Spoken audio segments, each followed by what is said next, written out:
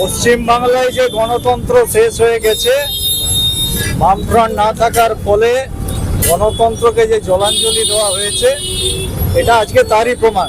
কিন্তু শুধু পশ্চিম বাংলায় গণতন্ত্র নেই তা নয়, বিজেপি শাসিত রাজ্যেও নেই। পশ্চিম বাংলায় শান্তিপূর্ণ আন্দোলন করলে, মিটিং মিছিল করলে তার উপরে যেমন আক্রমণ হচ্ছে, বিজেপি শাসিত রাজ্যগুলোতেও একইভাবে আক্রমণ হচ্ছে। সেখানে হচ্ছে যে বাংলায় কথা বললে বাংলাদেশি বলা হচ্ছে, পুশব্যাক করা হচ্ছে, ভাগিয়ে দেওয়া হচ্ছে, পশ্চিম বাংলায় ফিরিয়ে দেওয়া যেমন হচ্ছে, তেমনই হচ্ছে পশ্চিম বাংলাতে।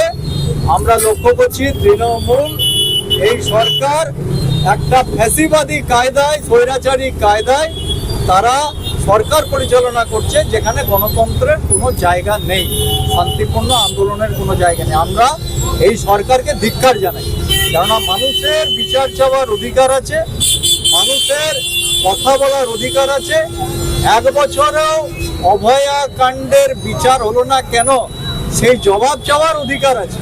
কিন্তু সেই জবাব চাইতে গেলে লাঠিপেটা করা হচ্ছে, অভয়ার মাকেও আক্রমণ করা হচ্ছে। এর থেকে বর্বর ঘটনা, এর থেকে নিন্দাজনক, লজ্জাজনক ঘটনা আমার মনে হয় না যে এর আগে কখনো ঘটেছে।